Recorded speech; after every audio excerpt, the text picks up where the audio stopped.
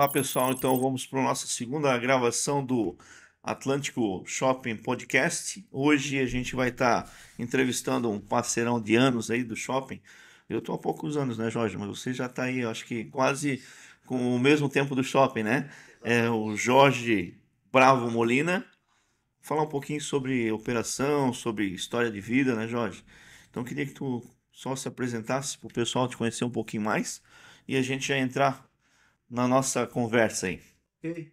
Bom, é um prazer estar aqui com vocês, conversando, esse bate-papo agradável. Eu vou relatar alguma coisa da minha experiência no shopping, que tem muitos anos, ele chegou aqui em 2001, né? Então, eu sou de São Paulo, meu nome é Jorge Bravo Molina, eu sou descendente de espanhóis e viemos de Malicuia para cá. Viemos a minha mulher, depois vieram o meu cunhado e um casal de amigos que fizemos esse casal de amigos quando nós nos conhecemos no Japão. Eu fiquei lá com a minha mulher 7 anos. Uma experiência maravilhosa também. Ô Jorge, daí na verdade quando tu fala que viemos pra cá primeiro do Japão, tu veio pra São Paulo, né? Fiquei 30 dias É, lá. 30 dias em São Paulo, depois veio pra Balneário, né? Porque meu pai e minha mãe estavam morando aqui, né? Uhum. E aí ele se aposentou. Ele conheceu dois amigos de Biguaçu, trabalhou com eles muitos anos. Então a gente vinha nas férias escolares, a gente sempre vinha para Santa Catarina, de São Paulo para cá. E aí começou essa história, essa ligação com o estado de Santa Catarina. Nessa época a gente era garoto, né? Então foi desde aí que meu pai se apaixonou pela região e morou sempre em Itapema. É pertinho, né? É, na Ah, verdade, a história, a vivência da maioria de muita, grande parte das pessoas que vieram para cá é uma história bem semelhante, né? O pessoal vem para curtir férias, depois vai desenvolvendo até uma afinidade com a região exatamente. e alguns acabam adquirindo um imóvel de veraneio, começa a curtir veraneio e lá na frente se propõe até a morar, né? Foi Ô exatamente Jorge, isso. cara, essa experiência no Japão aí, isso é uma curiosidade, né? A Aham, gente já conversou várias vezes sobre alguns pontos, né? aham. Mas eu acredito que, cara, a experiência que tu deve ter tido lá foi incrível, né? Porque é um povo diferente, né? Tem uma cultura, vamos dizer assim, uma cultura seletiva, né? Eles têm uma organização, marcou horário tal tá lá, né? Um pouquinho diferente de nós brasileiros aqui, que a gente não é tão acostumado, não é tão pontual quanto, né? Aham. Mas fala pra gente um pouquinho dessa tua experiência lá. Bom, a experiência no Japão ela foi muito diferente de uma experiência que um turista tem, porque a gente foi para trabalhar, né? Então nós trabalhamos sempre em indústria, né? E eu estava já acostumado com o ambiente de fábrica. O ambiente de fábrica no Japão ou aqui no Brasil é o mesmo. Não há muita diferença porque estão todos sujeitos a normas, né? Os Ah, horários, tem os horários isso. Então, pré-determinados já, o né? ambiente de fábrica para mim era familiar. Então, não tive dificuldade nenhuma. Passei por mais de uma indústria lá. E o que chama a atenção é justamente a preparação precoce do cidadão. Começa logo na escola infantil, né? A autonomia, a criança tem que ter autonomia para ir e vir da escola, logo na primeira semana. Os É. pais acompanham, depois elas vão sozinhas. Então existe toda uma estrutura para que a criança atravesse a rua com E não segurança. tem muito esse negócio de van, né? Não, É o não, coletivo lá, claro, muito mais desenvolvido que o nosso, aham, mas não é aquele negócio, não, eu vou pegar e esperar meu filho vir aqui na porta, botar na van e mandar, né? Eu acho que é não. diferente, né? Não, nunca vi uma van escolar lá no período Olha que eu só, estive. As crianças vão a pé, até porque a quantidade de escolas é muito grande. Então, você, num num raio raio de quilômetro menor curto, tem. você tem várias escolas. Então, a criança vai a pé, não há problema nenhum. E as escolas, todas elas de tempo integral, mesmo sendo criança, das 9 da manhã até as 5 da tarde. Então, a criança tem uma ligação com a escola por um tempo muito mais longo. Isso aí, imagina replicado em anos de escola, a Uhum. carga que a pessoa recebe é muito grande, é muito diferente da Poxa, nossa que ficam 4 horas por dia numa escola. Então, a organização, o povo educado, as pessoas são preparadas, como eu disse, desde pequeno. Então, assim, o adolescente, ele é preparado até o terceirão, que seria o nosso terceirão. Depois ele uhum. vai para o mercado de trabalho. Todos os anos a indústria, o comércio tem que disponibilizar vagas para essa massa de trabalhadores que se forma todos os anos. Olha só. Então, é uma época do ano onde o jovem e escolhe onde é que ele vai trabalhar. É muito interessante. E ele pode ir ficar 30, 40, 50 dias num lugar não gostar e depois procurar um outro lugar que lhe encante, um trabalho lhe pareça mais favorável.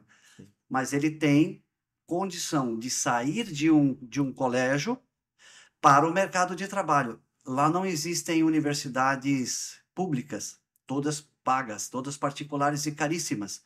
Então, o pai e a mãe que quer ter um filho formado no terceiro grau tem que fazer uma poupança desde que a criança nasce, porque senão ela não vai para a faculdade. No entanto, esta impossibilidade de estar fazendo o terceiro grau não vai limitar o progresso social dele, do garoto ou da menina, né?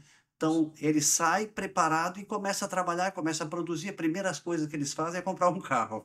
Um Olha só. carro grande, um carro novo, né? Normalmente 0 km. E aí começa. E aí ele fica a vida inteira no trabalho.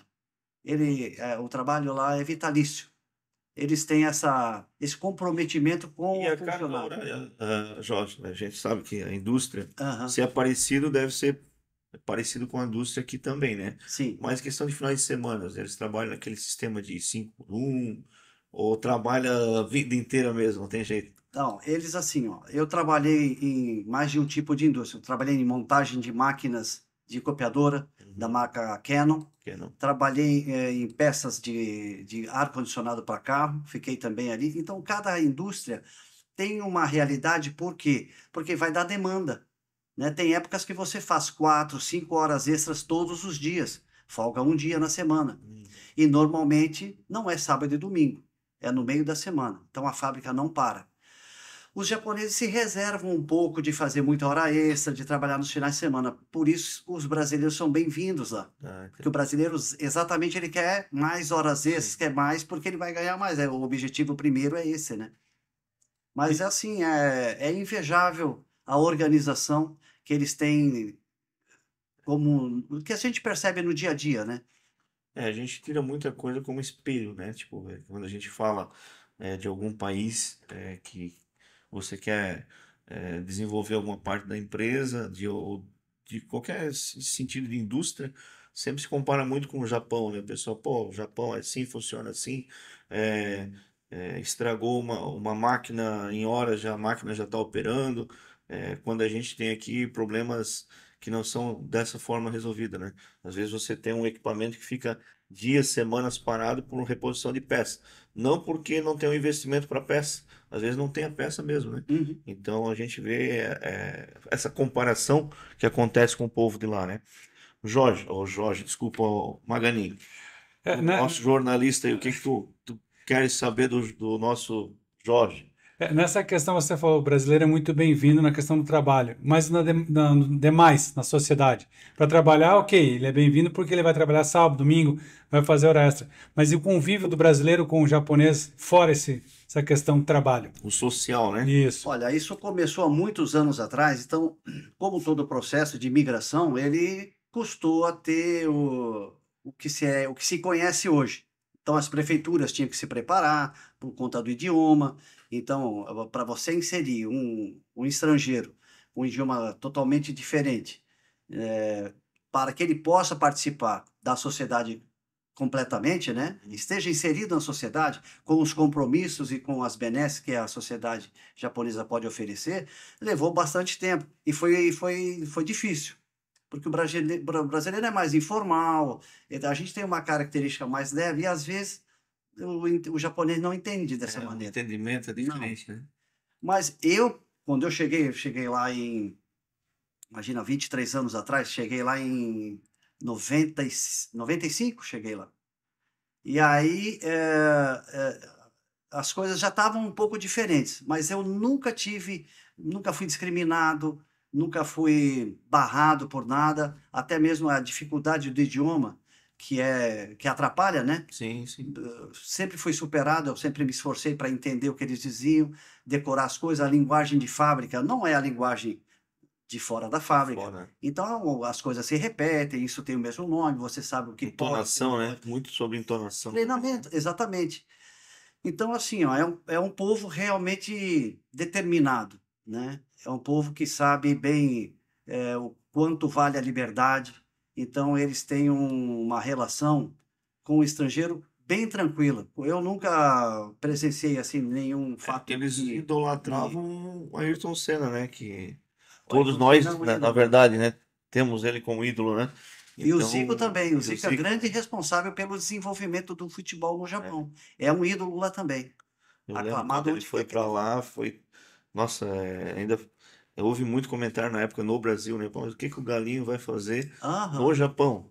pois é. É óbvio, os caras inteligentes, né? Pô, vão trazer quem sabe jogar e ensinar o futebol pra ensinar o futebol. Vai Sim, trazer quem? Um cara só porque é ídolo? E acredito que eles estudaram muito até chegar no Zico, né? Não foi simplesmente pegar o Zico porque jogou anos, a vida toda no Flamengo ou jogou na seleção brasileira. Provavelmente viram o intelecto dele, né? Até para exatamente. até então trazer ele, né? Porque isso não foi do dia para noite também, né? Não, ele não é só um craque no futebol, né? É, Ele sabe muito bem fazer o trabalho dele como técnico, e a como parte pessoa, né? comercial, né? Que você precisa estruturar todo o futebol, Sim. né? Os clubes precisam se formar, precisam gerar receita. E ele direcionou tudo o que ele conheceu e acumulou na carreira dele toda, né? Ele levou para o Japão. Então, o Japão hoje joga futebol, não há receio de falar que por conta do Zico. E nessa questão, você falou algumas vezes ali da questão do idioma. Se falava em que linguagem lá dentro, porque o japonês, né, o mandarim é difícil de se falar, escrever menos ainda, né? Como Sim. é que se fazia essa... Você falou, claro, algumas palavras são as palavras-chave de tudo isso, mas e até aprender essa palavra-chave ou fora disso, como é que fazia? Livrinho, não tinha, nós não tínhamos celular, né? A rede não estava pronta ainda, não existia internet. Se não Então, estava pronta lá, imagina aqui, né? pois, pois é, então não foi fácil. Mas a gente se virava com livrinhos, né? Livrinhos de conversação. E sempre eu anotava, né? O cara, essa palavra quer dizer isso. O diacho é que tem palavras que Sim. querem dizer coisas diferentes. Então, algumas vezes eu falei besteira, eles davam risada, né? E aí me explicavam, não, você não pode, melhor não usar essa palavra, porque você vai se enrolar. Mas o japonês é muito afável, sabe?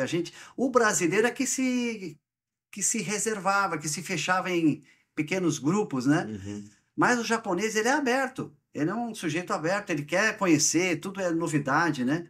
Eles fazem parte de uma sociedade que está em ilhas, né?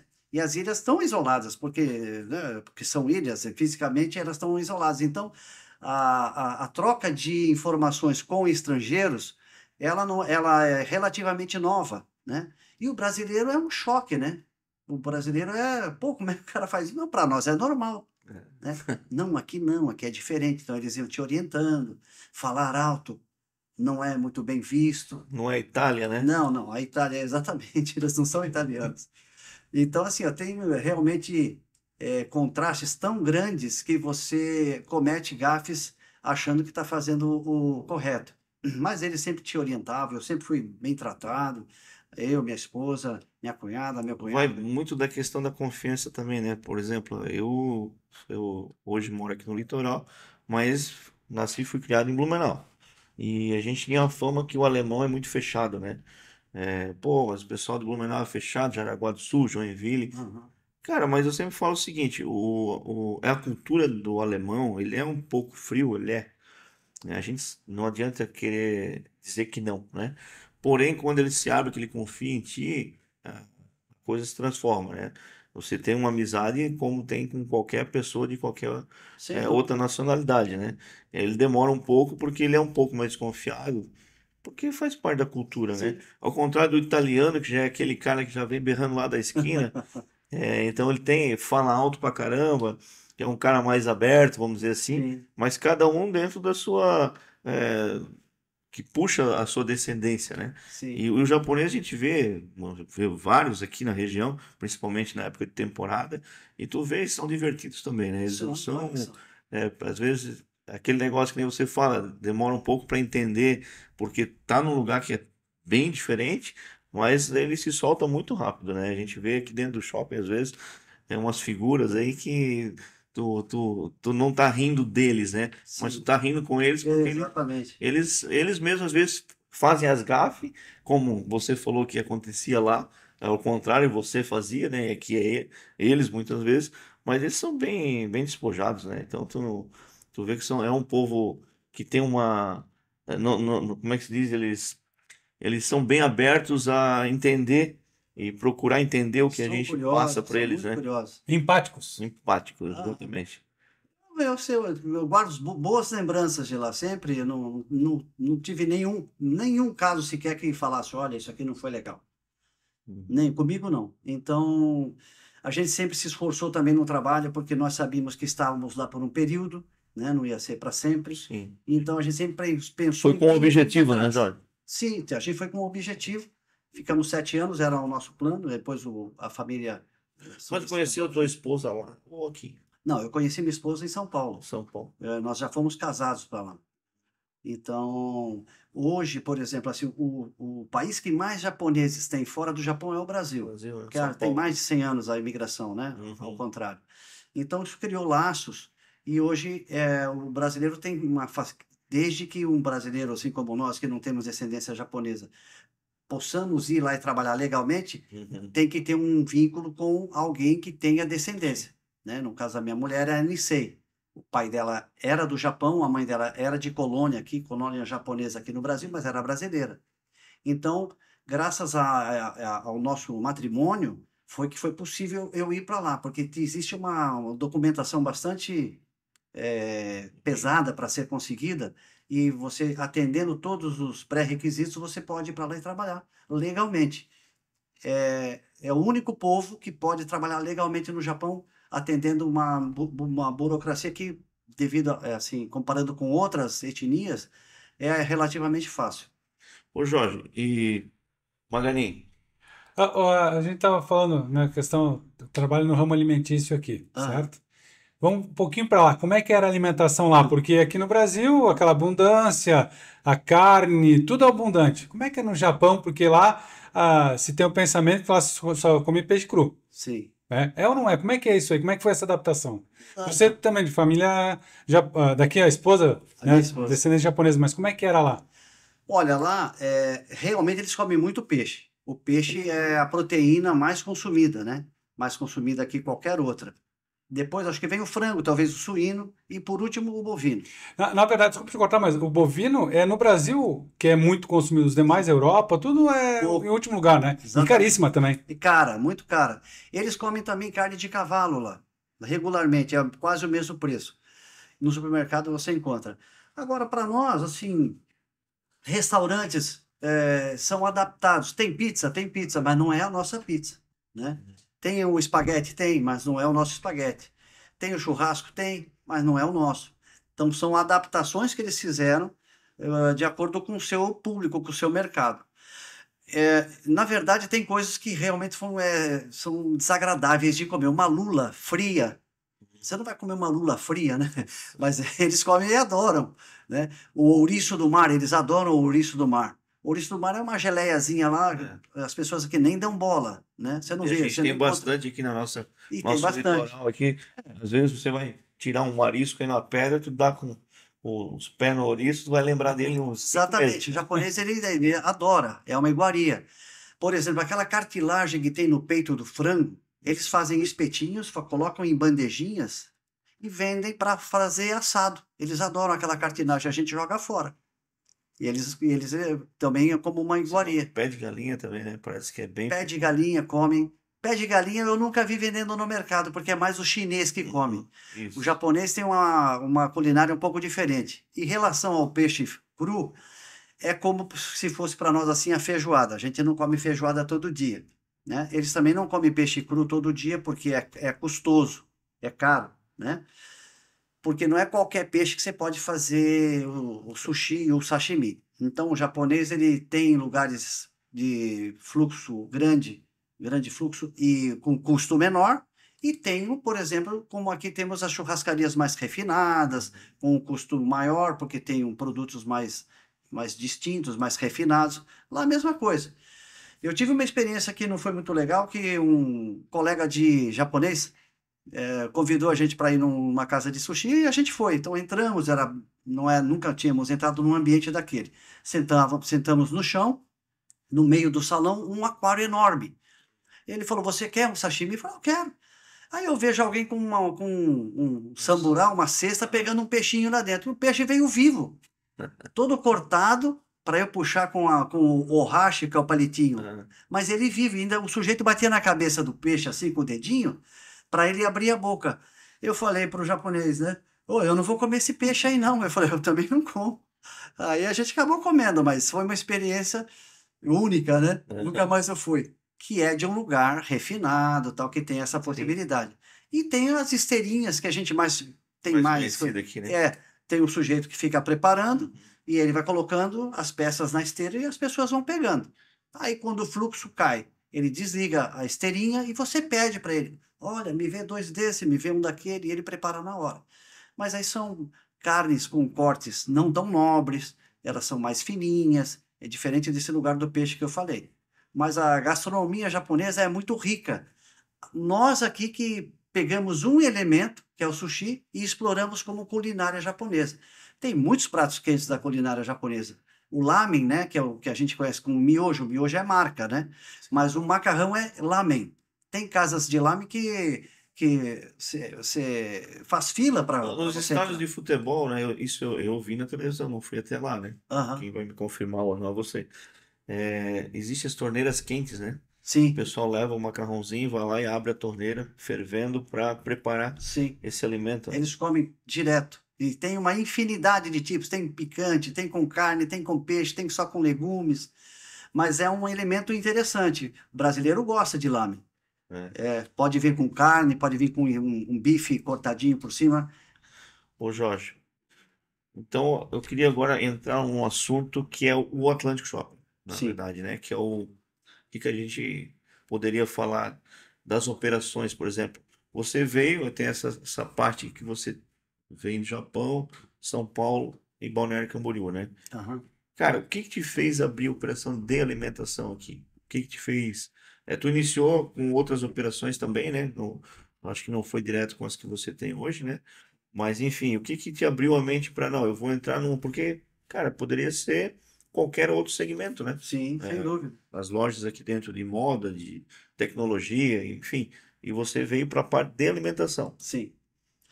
Isso se deve ao seguinte: um pouco antes da gente decidir ir para o Japão, nós tínhamos uma lanchonete no Largo Nossa Senhora Aparecida, que é o Largo de Moema, no bairro de Ibirapuera, lá em São Paulo. Já tinha, então, Já já tinha. vem da operação de alimentação. Então Exatamente. foi aqui que iniciou. Foi ali, foi devido àquela experiência que a gente teve, que foi uma experiência interessante, né? Nós pegamos um lugar muito feio, muito deteriorado, e em 4 dias de carnaval, fizemos toda uma reforma planejada, e na quarta-feira, ao meio-dia, nós abrimos, estava outro lugar. O grande problema era que era muito pequenininho, nós tínhamos 10 mesas e o fluxo era enorme. Uhum. Então, foi um sucesso, mas um sucesso que se limitava pelo É o bom pequeno espaço. problema, né? Na verdade. É um bom problema. Você tem um ambiente que determinado tempo não consegue atender a demanda devido ao fluxo. Exatamente. Né? Foi isso que eu Que é uma coisa que a gente bate muito na tecla de que ponto, né? Às vezes você tem um produto bom em um local que não tem uma aceitação, não pelo produto, mas o devido fluxo que tem que ter, né? Então, Exatamente. ali no caso, o teu era o contrário, tu tinha Uhum. uma demanda grande e um espaço menor, né? Infelizmente, a gente não conseguia ampliar, não tinha lojas disponíveis ao lado, né? Então, aí nós vendemos, fomos embora para o Japão, ficamos lá 7 anos. Quando a gente voltou, a nossa última referência profissional era o restaurante, Restaurante. que se chamava Cave. Então, nós preparávamos lanches feitos na hora, na grelha, tínhamos um prato por dia. Olha, o prato de hoje é bife à rolê, hoje é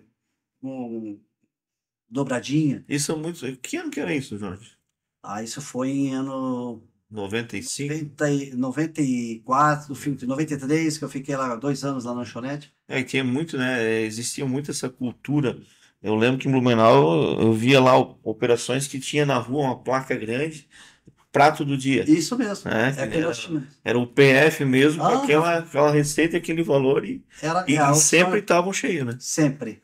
Porque A o opção cara de já fazer vinha, uma boa comida, né? não tinha nem que perder tempo, não tinha nem o que escolher, né? Era Não. aquilo ali, aquele valor, sentar para comer. Mas era um prato por dia, que variava durante a semana, Mas os lanches, sim, os hambúrgueres, não sei se falava ainda hambúrguer gourmet. Não, não. Não, mas eu já comprava a carne e a gente moldava no local, né? Então era carne mesmo. Na verdade, vocês já tinham o processo, entre aspas, do gourmet, né? Sim, Lá atrás. só não tinha Não tinha a grife, né? definição. Não tinha o nome gourmet, que depois veio com esses programas de chefe de cozinha e tudo Isso. mais. Ah, Que, cara, o cara que inventou isso, a gente tinha que pegar ele, né? tá. Porque o nosso hambúrguer ficou caro. Ficou.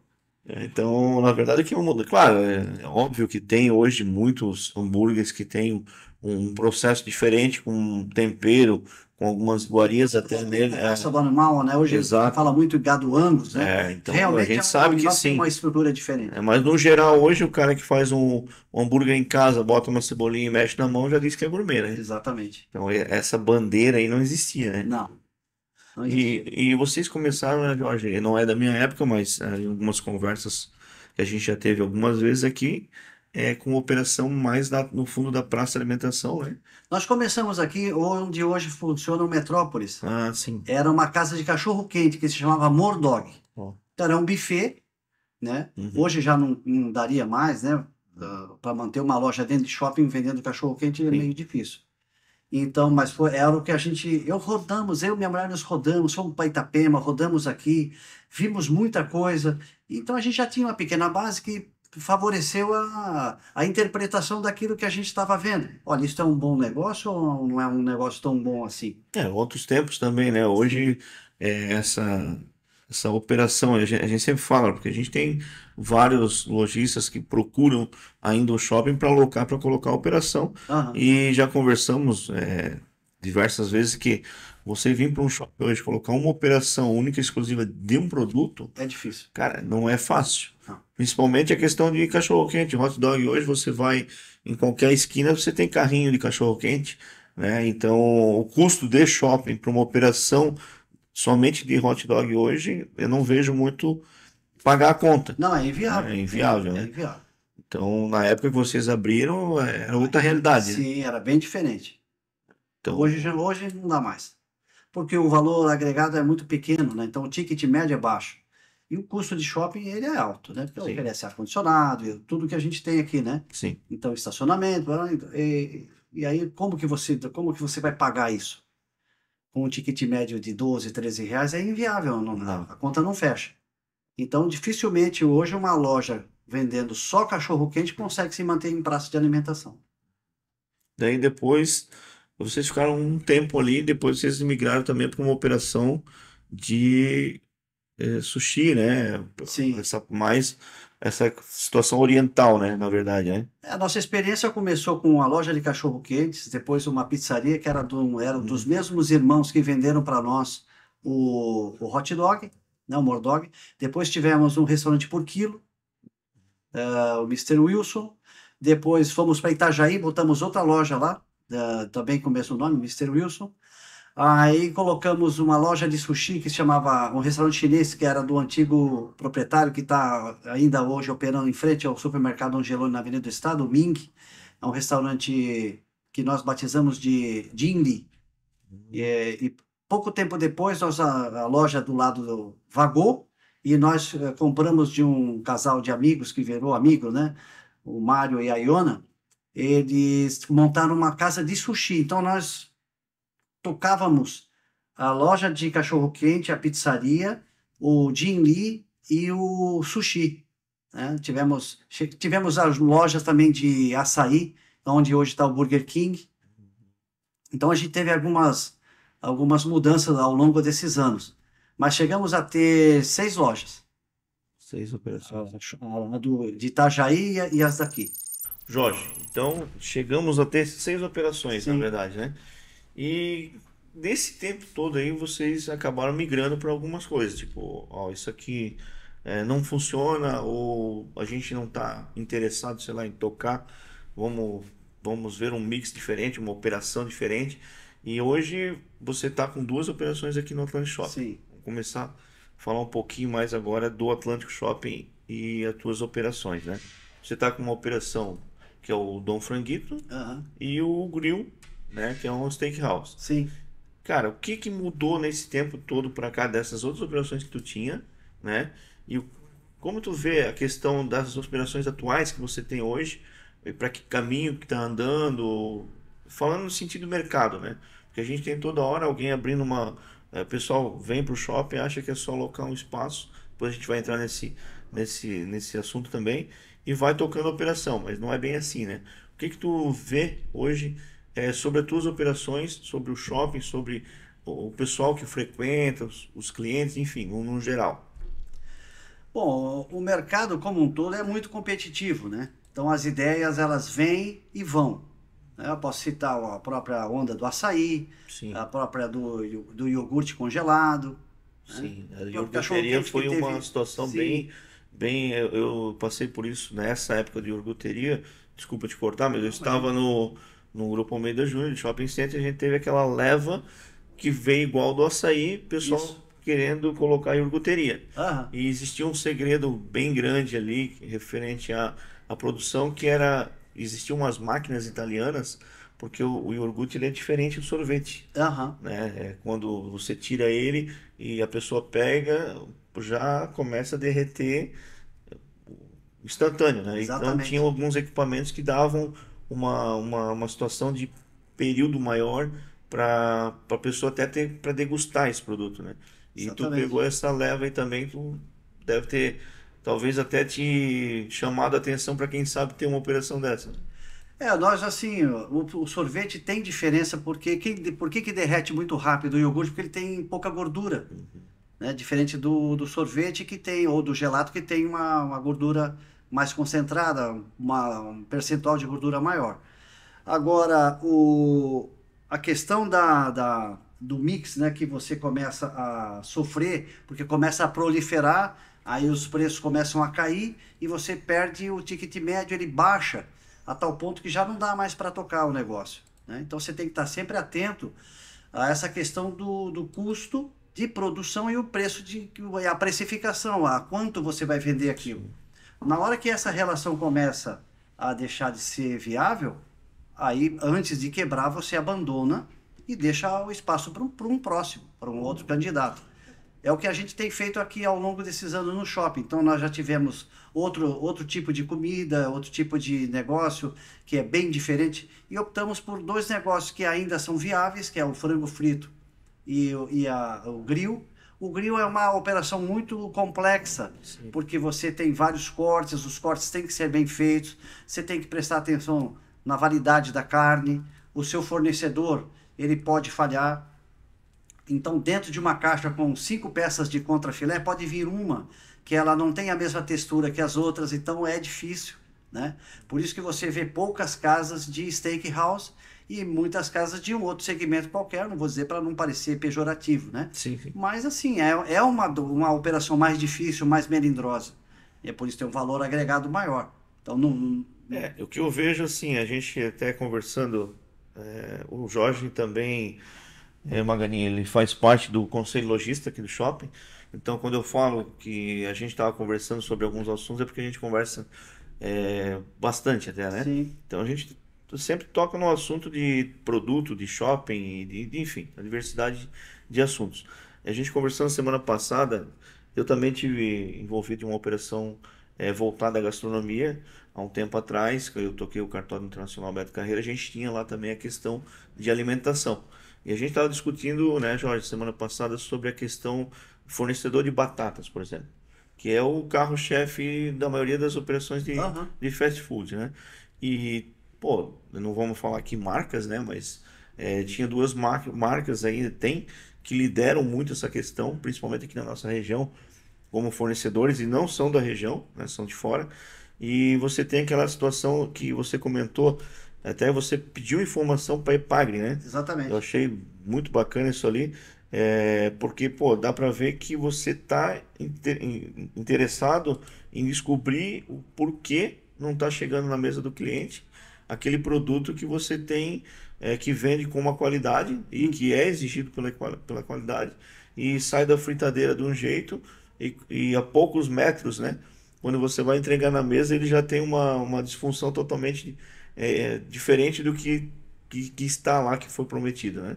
Eu queria que tu falasse um pouquinho disso aí, dessa tua pesquisa de mercado também, que eu acho importante, que você vai além, que eu vejo, eu acompanho as tuas entrevistas aí, reuniões com o pessoal que te fornece, e volta e meia você troca de fornecedor, que eu vejo que quando o lojista às vezes faz isso, não é só por preço, né?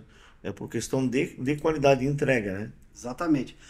Olha, você não consegue fazer um prato finalizado se você não tem elementos com qualidade, né? Então, assim, a batata é um mercado bilionário, né? E que depende da natureza. Então, se chove demais 2 dias antes de colher, já vai interferir na concentração de amido na raiz, tanto do aipim quanto da batata. Isso aí foi dito para mim num laudo que o Epagri me mandou. Ele falou: se você me disser onde é que é a roça, eu vou lá, faço análise de solo e a gente corrige. Com correção de solo, a gente consegue minimizar o problema. Só que as batatas são importadas, a indústria a distribuidora que me atende, pega da roça de 10 fornecedores, é bem complexo, não é tão É mais fácil fácil assim. ela dizer para o Jorge que ela não quer mais fornecer para o Jorge do que ela mudar a roça dela, né? Sim, então assim, mas a entidade foi muito gentil, muito profissional, e aí que nós falamos, o que é possível fazer? Parar de comprar quando a safra ou aquele lote já não é mais tão bom e começa a entrar um lote que tem problema. Então a gente deixa de comprar aquela marca e volta a comprar quando ela estiver apta de novo a nos atender. Por quê? Porque o cliente é super exigente. Ele está pagando, ele valoriza o seu dinheiro, não importa que custe R$ 30 uma pequena porção de batata, R$ 20, seja lá o que for. Ele quer um bom produto. E você tem que se virar para conseguir esse bom produto para ele. E ele reclama. Reclama com razão, né? Então, assim, a gente tem que estar antenado nos fornecedores, nos prazos de validade. Existe muita desonestidade nessa questão. Às vezes você compra um produto com pouca data de validade e ele vence no seu estabelecimento, você não pode usar. Exatamente. Conscientemente você joga fora. Então, se você arrisca a usar, corre o risco de trazer um problema gastrointestinal para alguém. Existem empresas e empresas, né? A gente sempre fala. Quando a gente recebia a mercadoria, principalmente da parte de alimentação, produtos perecíveis, a carne, tudo que era decongelado ou que teria que ter uma câmara fria, a gente fazia a medição da temperatura do produto. É o correto. E muitas vezes a gente mandou de volta. Chega lá, determinada marca, o caminhãozinho lá, o cara tá com pressa. Eu tenho que entregar aqui na região, pega aqui, não, peraí. O chefe de cozinha lá fazia a medição, porque a gente tinha um acompanhamento também do sistema PAES, que é do Senac, se não me engano, Sim. que de PAES não tem nada, né? Não. E deveria ser assim com Uhum. todos, né? Sim. Todos deveriam ter esse sistema, que exige que não tenha barba na cozinha, touquinha, não tenha pelo nos braços, unha limpa, cortada. exatamente, não brinco, qualquer coisa tá descartado. Então a gente via que em alguns momentos a gente pedia, por exemplo, para abrir algumas caixas, principalmente dos enlatados também, né? A caixa tinha uma pilha, vamos supor que tinha 8 latinhas em cima e mais 2 camadas de 8 latas, tu pegava lá no meio, a lata lá do meio tinha um prazo de validade totalmente diferente das latas de cima. Então, isso eu falo porque eu passei na pele isso aí. Então, você imagina só, a gente está falando de uma operação, né? Agora, tu imagina esses caras que compram para dezenas de restaurantes, que fornecem alimentação para a indústria. Então, assim, esse mercado ele é bem complexo, né? Tem que tomar cuidado em todo momento, né? E uma coisa também que a gente vê, né, Jorge, principalmente quando a gente fala de mão de obra, de emprego, de tudo mais, hoje o shopping tem aí praticamente 130 lojas operando, e a gente tem mais de 200 vagas aqui dentro. Não Diariamente. Não preenche. Quando preenche 60, na outra semana abre mais 70. Né? E a parte de alimentação, tu tem 2 operações que são bem distintas. Sim. Né?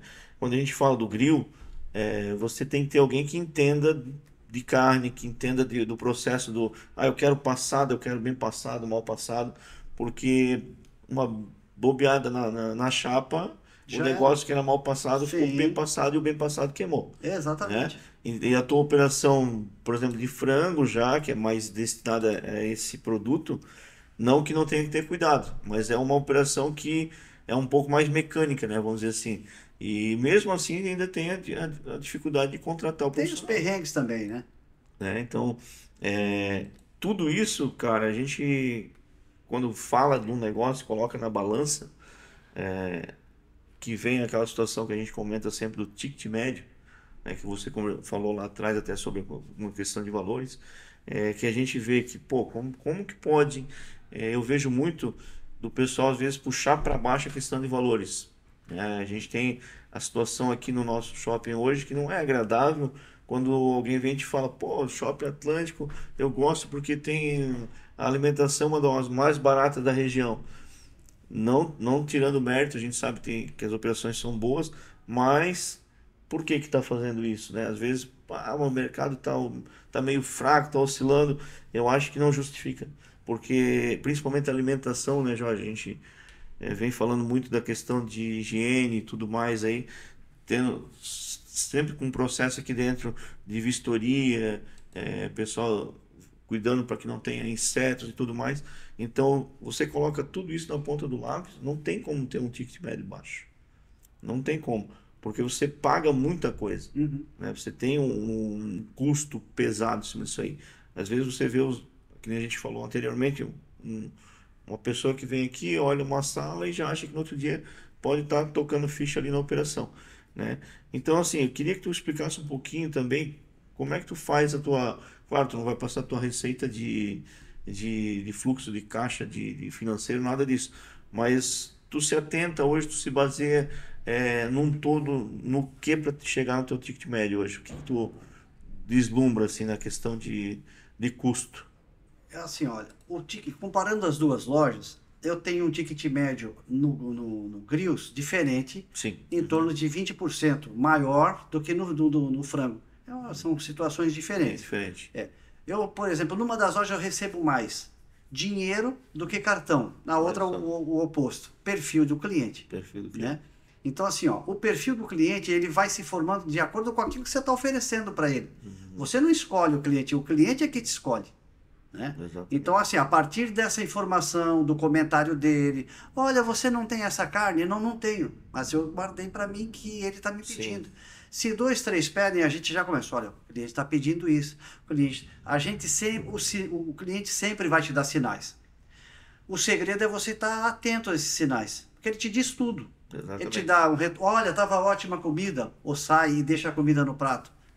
Para mim é fatal isso, é um mau sinal. É.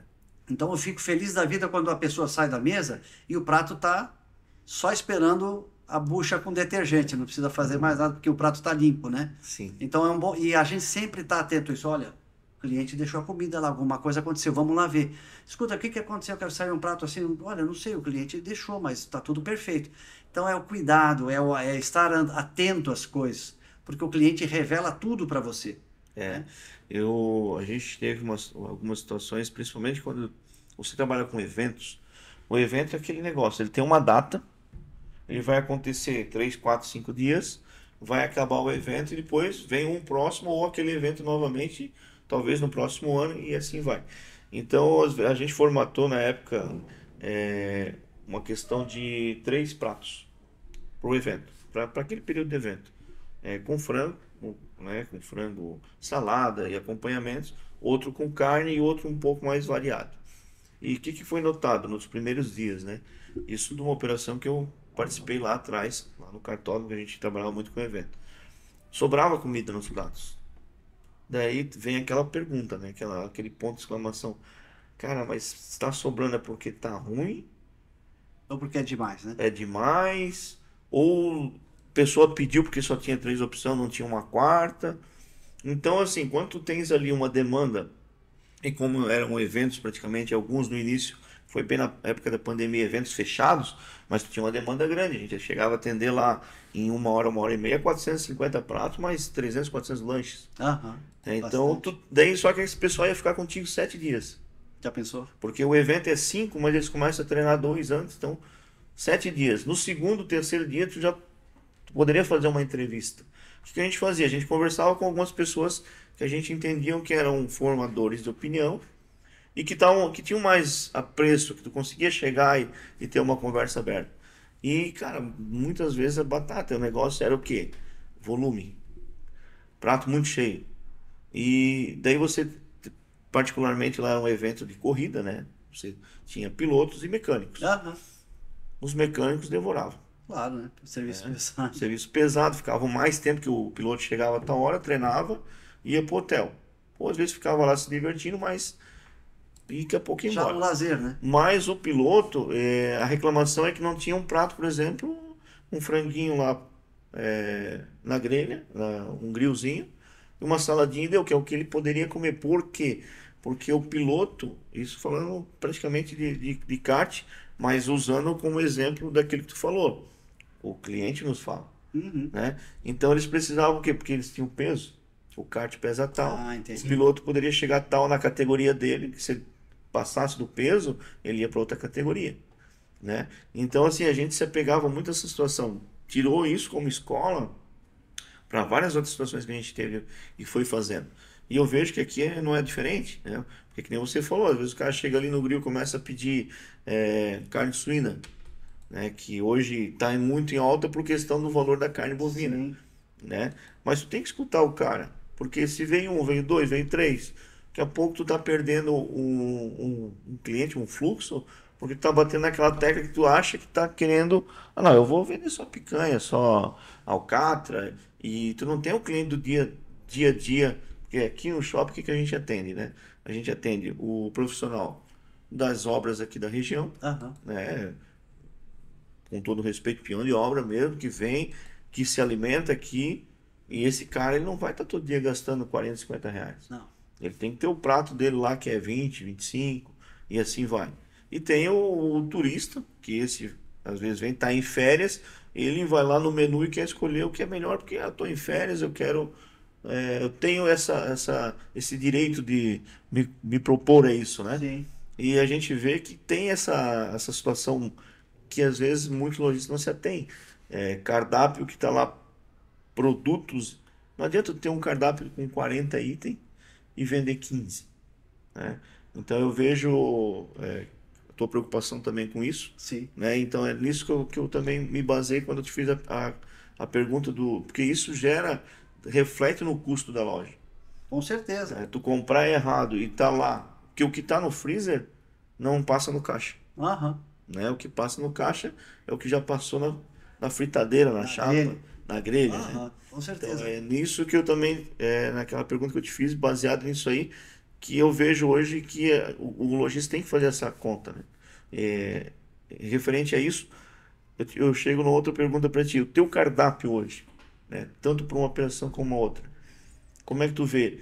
Ele é um cardápio, na tua visão, ele tá bem completo? Tu acha que poderia ter algo mais? Não precisaria ter algo mais? Poderia tirar talvez alguma situação? O cardápio é assim, ele tem que ser o mais dinâmico possível. Um cardápio muito estático, ele, ele cansa o cliente. É sempre a mesma coisa, nunca há uma surpresa, não, olha, tem isso diferente. Então, assim, tanto a minha mulher, que é a Alice, como a minha cunhada, que é a Lia, elas se preocupam bastante com o cardápio. A Alice está sempre pesquisando. Olha, vamos fazer por exemplo, agora, recém colocamos no Franguito um cardápio um pouco diferente do que nós vínhamos fazendo. Tem alguns elementos que nós não fazíamos e estamos oferecendo desde do final de semana passado, desde anteontem. Começamos no sábado. Então isso vai mudando, né? O certo é virou a estação, você tem que mexer no Tem cardápio. que estar adequado. Assim como a natureza se renova, os negócios também precisam ser renovados. Tem coisas que vão sair e tem coisas que vão Tem voltar. coisas que saem e voltam, por exemplo, caldinhos, sopinhas, a gente vende no inverno. O meu cardápio de sopas eu já tirei. Então nós tínhamos 3 tipos de caldos, já não tem mais, porque já está esquentando, a pessoa já não pede Tava tanto. até com vinho quente ali, né? Vinho quente. Aham. Então a gente tem assim coisas que têm um apelo mais aconchegante, né? Dependendo da temperatura do dia. Normalmente baixou a temperatura, você quer coisas mais Sim. com uma temperatura maior, né? Você não vai tomar um suco gelado. O chopp vende toda hora, né? Não, Sim. não é referência. Mas um alimento, no inverno, o quente sempre ele se vende melhor. Então as meninas sempre cuidam muito disso. E isso é uma coisa que a gente trouxe, uma observação que a gente trouxe do Japão. No Japão, todas as franquias, elas têm, virou a estação, é o cardápio novo. E o cardápio muda inteiro. Inteiro. As pizzas são diferentes. Tem uma franquia chamada Pizzala, que é muito grande. Boas as pizzas, assim, adaptadas para o público japonês, mas a gente come sem problema nenhum. Eles viravam o cardápio de cabeça para baixo na virada da estação. E fazem toda a propaganda, todo o mote da campanha é de acordo com a estação do ano. Então é assim todas elas. Então é muito interessante. Porque um cardápio cansativo, ele vai perdendo o poder de venda, né? Sim. Então isso a gente está sempre atento. O mix de compras é muito importante. A gente tem itens e que você tem num restaurante e não tem no outro.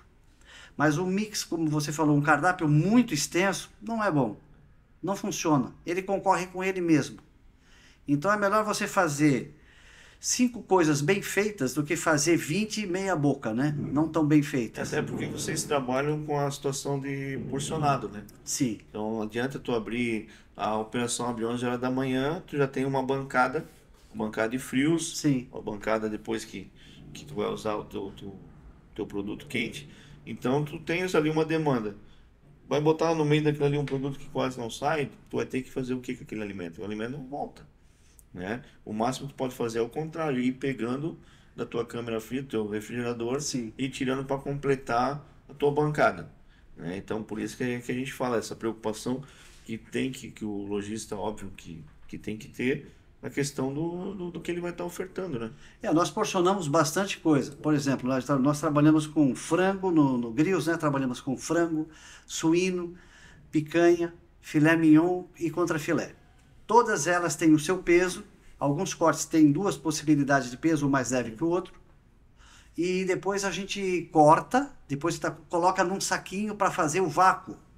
E depois vai para o sous vide. Sous vide é uma técnica francesa para você ganhar maciez e finalização mais rápida. O que é o sous vide? É sob vácuo. Uhum. Então, essa bolsa que está no vácuo, você coloca num termocirculador, que nada mais é que uma caixa de acrílico grande com 50 litros, e você vai fazer o cozimento dessa carne lá. Na praça só nós fazemos. Então você consegue qualidade no produto e velocidade para você finalizar.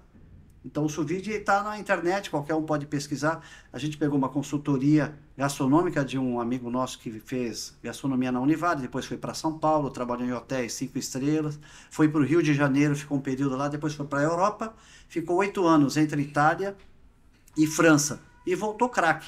E aí a gente pegou uma consultoria com ele, ele nos orientou diversas coisas, foi bastante enfático. Não trabalhe com carne com osso, porque Sim. o osso dá uma grande dificuldade de finalização, porque ele funciona como uma barreira para o calor. Então, no caso de um T-bone, de um filé duplo, né, que você tem o contrafilé de um lado e o filé mignon do outro, é difícil você dar o mesmo ponto para os 2 cortes. E aí, realmente, eu teimoso fui colocar para tentar trabalhar, mas quebrei a cara e falei, não, ô Gustavo, você tem razão, não dá para trabalhar com essa carne porque é muito melindrosa. Aí tiramos do cardápio. Mas aí... Outra questão também nessa situação é, você falou em porções, mas quantidades, porque um dia vem 100 pessoas, no outro vem 200, no outro vem 50. Sim. É um cálculo difícil também. Agora, como você falou, alguns recursos ajudam a diminuir também essa disparidade toda no preparo e na conservação. Nós às vezes somos pegos de surpresa. Por exemplo, nós temos lá 20 porções de filé mignon e sai tudo. Como é que você vai fazer? A outra que vai ser vendida ainda está no freezer, não está pronta. Então você tem que deixar na geladeira para descongelar no tempo dela. Sim. Aí depois você vai cortar, vai fazer todo o processo que eu mencionei. Então tem que tomar muito cuidado. Isso você só aprende no dia a dia, não tem jeito. E mesmo assim ainda nunca vai ter tudo 100%, né? Porque... Não, mas eu faço tudo no restaurante. Eu vou para a grelha, eu faço os cortes se precisar fazer. Então, assim, a gente faz tudo, né? É claro que a gente tem uma equipe e no dia a dia a equipe se vira para fazer. Mas, numa eventualidade, olha, Jorge, eu estou ficando com pouco frango. Vamos providenciar. Não pode ficar. O que a gente tem no cardápio não pode faltar. É muito E desagradável. a gente, devido à localização do Atlântico Shopping, a gente tem uma situação que é bem peculiar, que é o quê? O que que acontece? O tempo tá legal, nublou, chegou 11 horas, se bateu uma chuva ali, a praça de alimentação, ela vai ferver, Sem né? dúvida. Então eu estava programando ali 200, 300, 200, 100 pratos de venda, ele pode quase que duplicar, Pode. né? E ao contrário também, às vezes está esperando um feriadão, eu vou preparar a casa para mim vender um número X elevado de pratos e deu um problema, o feriado não foi como era para ser, e o que aconteceu? O cara fica lá com. Não é o caso de quem está preparado, porque não vai ficar parado para uso, né? Sim. Mas teoricamente na compra, tu fez uma compra que vai ficar. O que ocorreu quando deu a pandemia foi exatamente um problema desse jeito, né? Nós estávamos nos preparando para trabalhar e o administrador do shopping falou: "Olha, o shopping não vai abrir, porque determinação do Estado. Isso. O Aconteceu com a governador gente a determinou mesma que se coisa. feche." Então, naquele dia foi um transtorno, porque quem trabalha com restaurante por quilo já estava com o buffet praticamente pronto e teve que dar fim, porque não vendeu para ninguém. O shopping não abriu um dia, 2 dias, 3 dias, e a gente foi se adaptando, né? Sim. Então o shopping foi deteriorando, os alimentos a gente teve que dar para os funcionários, porque senão ia estragar. Então foi uma experiência bastante rica do ponto de vista como experiência, mas muito traumática do ponto de vista econômico, porque a gente só teve prejuízo. Jorge, nós vamos chegando ao fim do nosso tempo aí. Eu queria que tu desse uma palavra final aí sobre um todo, né? O que que tu vê ainda sobre a questão nossa aí de economia que está acontecendo aí nos últimos dias, e a gente vê também que tem uma preocupação, né? Porque o fluxo, de movimentação de pessoas, enfim, existe uma preocupação que a gente não pode deixar de falar. E também eu gostaria que tu fizesse uma menção à propaganda da tua loja, passasse os teus arrobas certinho aí para o pessoal te seguir, né? Eu sei que tu está sempre postando, tu é muito participativo lá na questão do Instagram do shopping, redes sociais e tudo mais, mas vamos deixar a palavra contigo aí para encerrar esse nosso bate-papo e em outra oportunidade a gente conversar um pouco mais sobre também outros assuntos daí no quesito de conselho de lojista, né? Ok. Olha o que eu posso te dizer, ninguém faz nada sozinho, né? Nós todos estamos interligados, nós todos aqui estamos interligados de alguma maneira e temos algo em comum. O shopping tem que fazer a sua parte de tornar o shopping, o ambiente cada vez mais atraente, mais aprazível, né? Mais confortável. E nós, como lojistas, temos que oferecer um bom produto num preço justo, né? Porque é um trabalho que está sendo feito em equipe. O shopping tem a sua equipe, cada um na sua função. Nós temos a nossa equipe dentro da loja, cada um com a sua função. Nós, como os proprietários, temos os nossos compromissos. Então, nós trocamos as duas lojas em 3 pessoas. Cada um cuida de um aspecto e a gente se divide. E é assim que a Tudo é uma coisa engrenagem, funciona. né? É uma engrenagem. Se um dente quebrar, não vai funcionar do mesmo jeito. Então, assim, é preciso estar engajado, todo mundo engajado num sentido só, numa direção só. Eu acho que o segredo é, enquanto você se sentir participativo, enquanto você se sentir produtivo, faça o melhor possível, né? É isso aí. Maganin? E assim encerramos mais um podcast. O pessoal que fica atento, a gente já está trazendo as informações aqui dentro do próprio Atlântico Shopping, né? As gravações são feitas aqui dentro.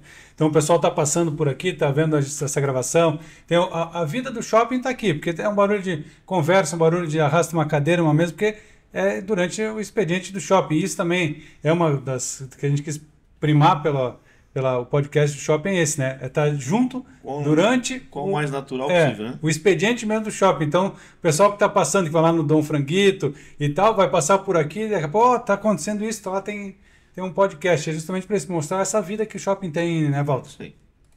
Então tá, pessoal, e lembrando que toda quarta às 20 horas vai ao ar a nossa gravação, né? Um bom dia para quem assistir de dia, uma boa tarde para quem assistir de tarde e boa noite para quem assistir à noite. E é isso aí. Até a próxima. Valeu. Tchau, tchau. Obrigado.